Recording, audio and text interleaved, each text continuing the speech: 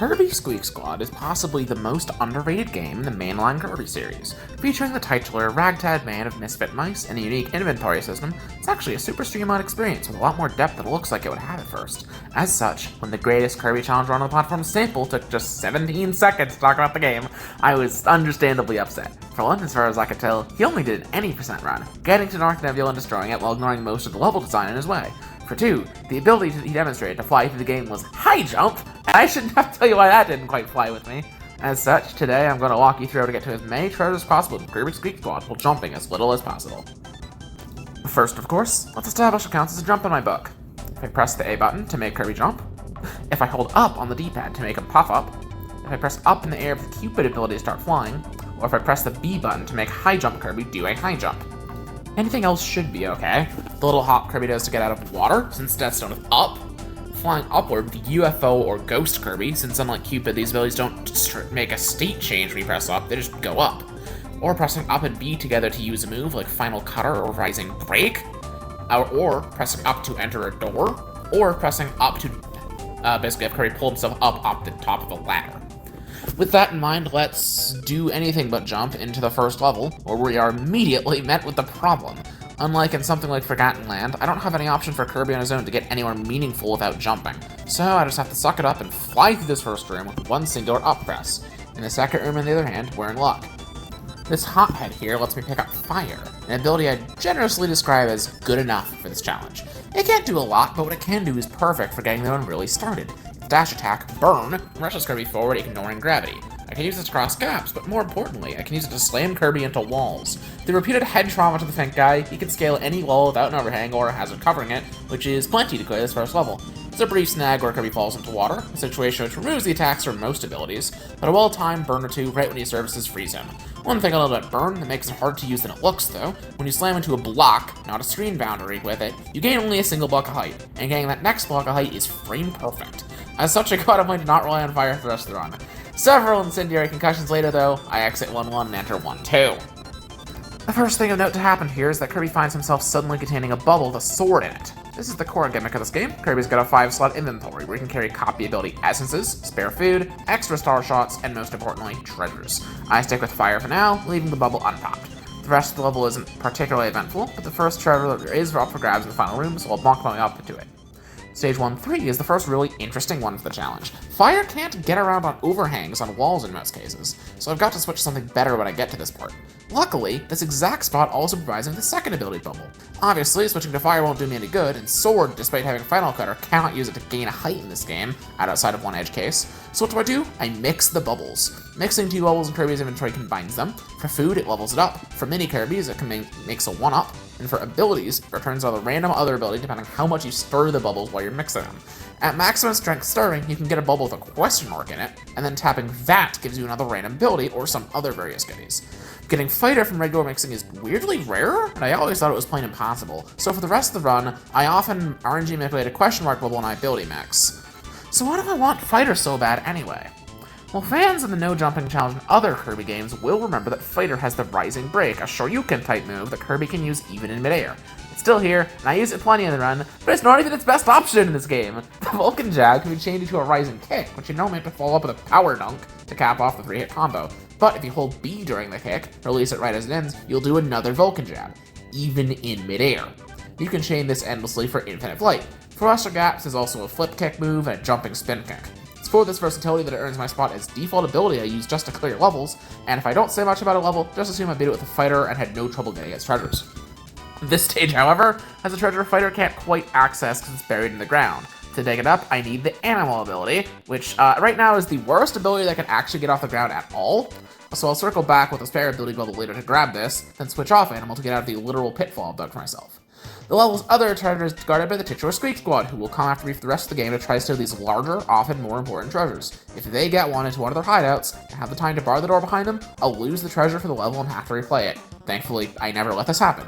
One other thing to note about the Squeak Squad is that they can provide abilities. Spinny can give Ninja from his throwing stars, an Animal from his claw, Starro can very rarely drop his hammer, and Doc can drop a laser, but much more importantly, his UFO. Since UFO can solve almost every puzzle in the game, and it's constantly hovering, it's the other ability I've come to rely on, so having a consistent source of it is very nice. This There's not really a lot to say about Stage 4. It's an easy sweep. We fight Storo, I mix some more bubbles to make room for the treasure, but as the level ends, one of the treasures we got reveals itself to be a hidden door key, unlocking the world's extra stage. These stages usually have different level design and ability selections from the rest of their world, in addition to having their own treasures to collect.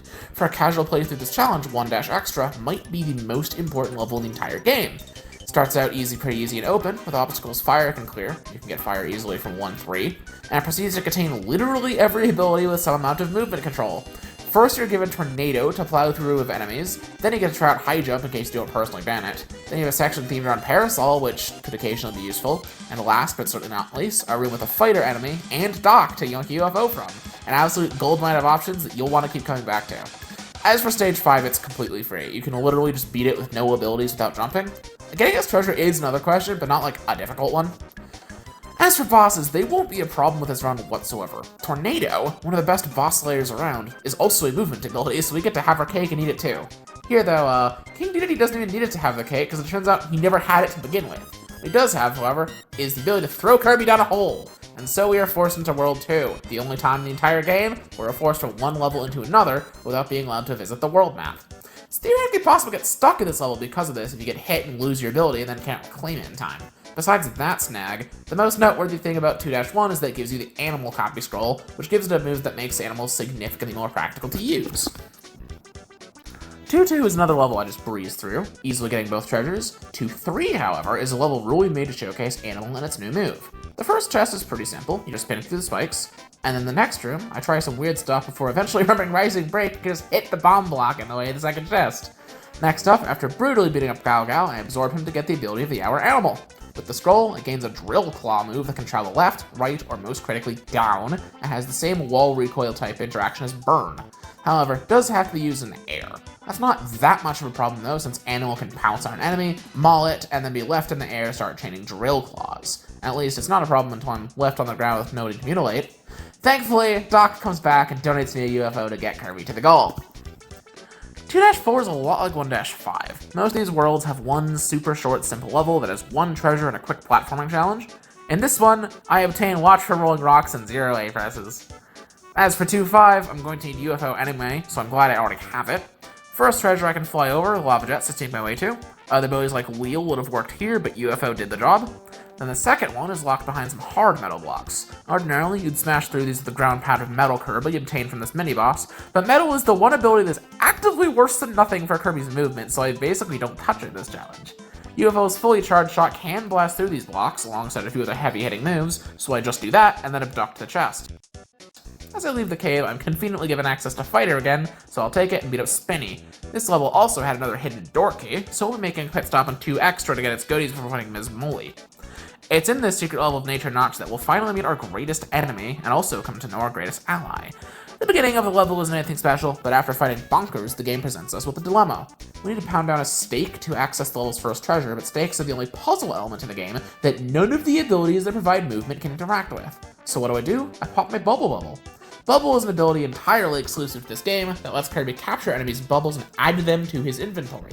Enemies in this game, much like in classic Mega Man and Ninja Gaiden, respawn the moment you bring them off screen, and as you're doing this entire time, mixing bubbles can provide you with any ability you want. Ergo, a single bubble can theoretically solve any puzzle in the game if you're willing to grind out the mixes. Here, I'd give myself Magic, the funniest and most versatile of the stake smashing abilities, as well as some other tools that help me later. Besides the small hurdle, the level isn't anything to write home about, as long as you pick the right path and make sure to smack Storo before he can get the treasure to his hideout. So, time to beat up a mole to close off the world. This next world, Cushy Cloud, is sky themed. You'd expect this to be a problem, but it's really not. Only 2 of the levels here in the boss really actually take place in the clouds. Stage 1, for example, is a mountain with a cave in it, and there's not really much to write home about. Another chest is blocked by metal blocks, but it's on the ground, so you can just blast through them with throw as intended to grab it. As for Stage 2, it's the game's first water level. Since you can't jump underwater anyway, the only question mark here is getting out of the water and back to land at the end of some of these rooms. Additionally, this is another level featuring Doc, so another opportunity to hijack his UFO if you want. Stage 3 starts off by offering Tornado, which is a perfectly valid choice, but not one I'm particularly enthused by quite yet. Climbing this big vertical tunnel with a Foley's is probably easier than a normal playthrough, since every way I had to move upwards and attack that will defeat them anyway.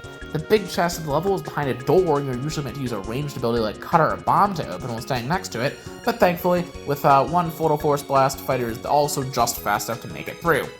Cushy Cloud 4 is the first stage to actually take place in the sky. The first room is full of a bunch of updrafts and has a bubble head. You can clear it just by walking forward and stack up bubbles to enemies along the way if you so choose. In this next room, I come across a cannon, which will launch me into the clouds where a treasure resides, and there's a conveniently placed hothead to grab fire from. Thankfully, after laying the cannon, there's just enough time to burn bonk my way into it to get blasted up.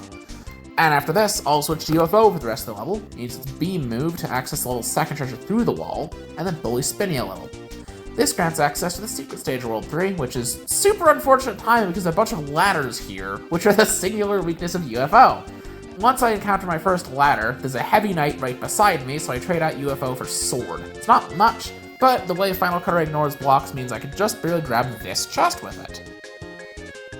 Then I do some more bubble farming to get something better, and then the rest of the stage isn't too bad from there. Stage 5 features just one chest, but it's rapidly being chauffeured away by a dark cloud.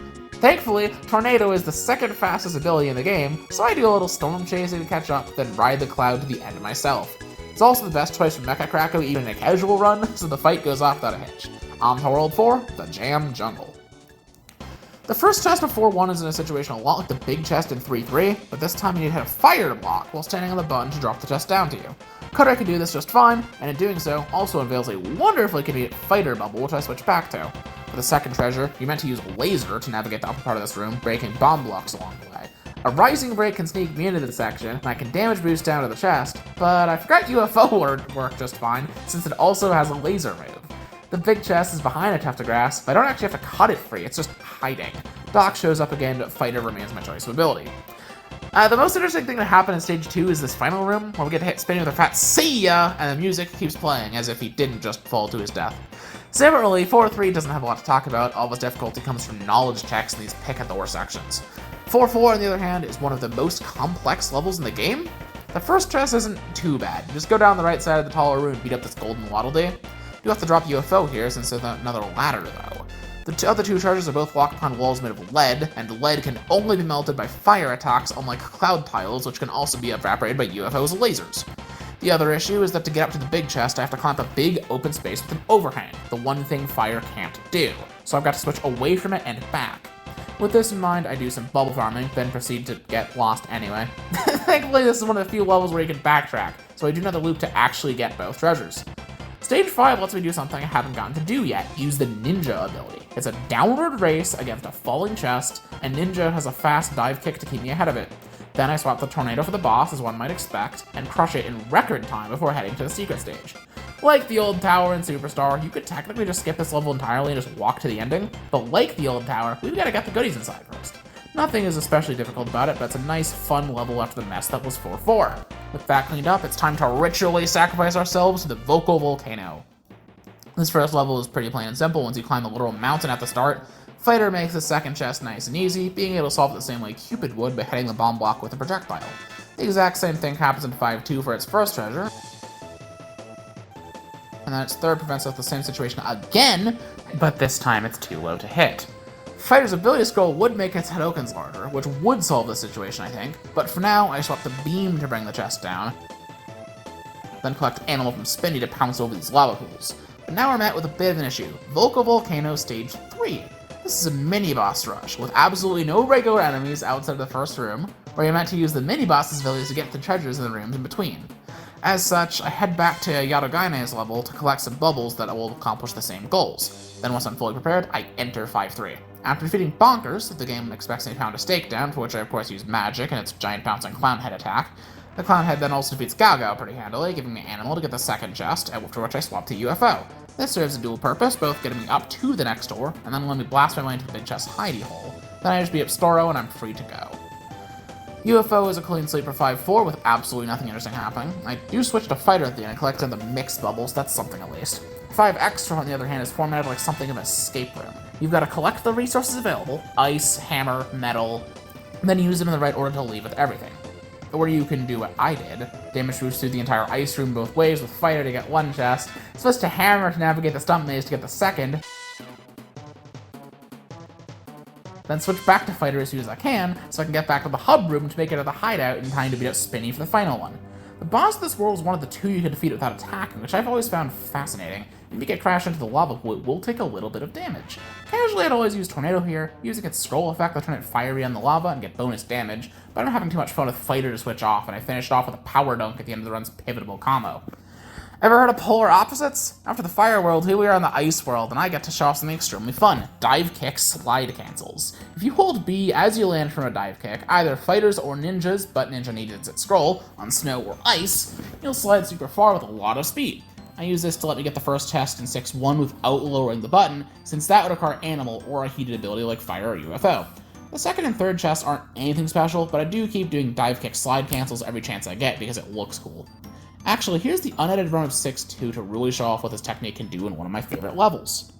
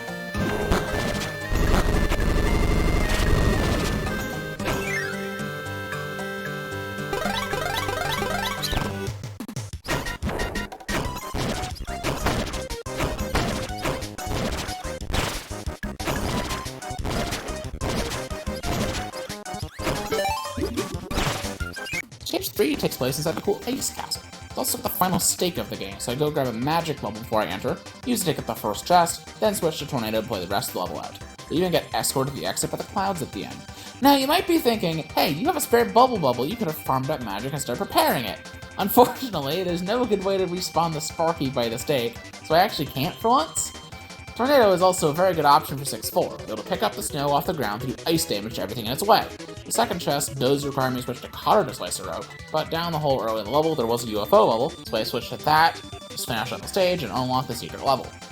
6 extra begins with a wheelie and demands I race down to a chest before some bomb blocks covered up.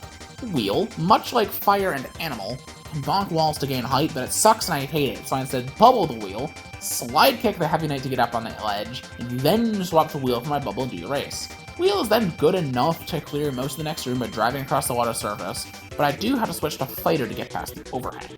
Once I do that, it's a simple romp to the end of the stage, beating up a Golden Waddle Dee and Spinny along the way for their treasures.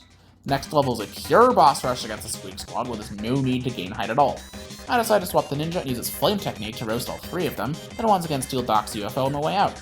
The boss rush continues in Ice Island's boss stage, where I gun down the final Squeak Tharoach to retrieve his treasure, or at least I would, but Meta Knight steals it and runs to the door to the secret sea. I place the Star Seals in the door and follow him through, despite knowing that this is a terrible idea. As I mentioned in Cushy Cloud 2, you can't jump underwater, so the water world should be a clean, uninteresting sweep, right?